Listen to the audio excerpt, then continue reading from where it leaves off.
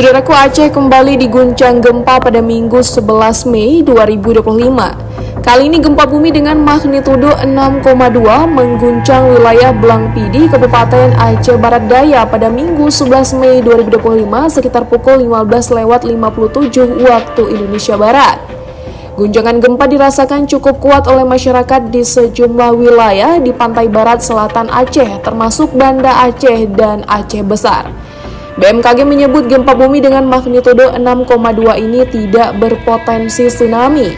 Berdasarkan informasi dari Badan Meteorologi, Klimatologi, dan Geofisika atau BMKG, gempa terjadi di koordinat 3,84 lintang utara dan 95,57 bujur timur, tepatnya berjarak 21 km barat daya dari Blangpidi dengan kedalaman 45 km.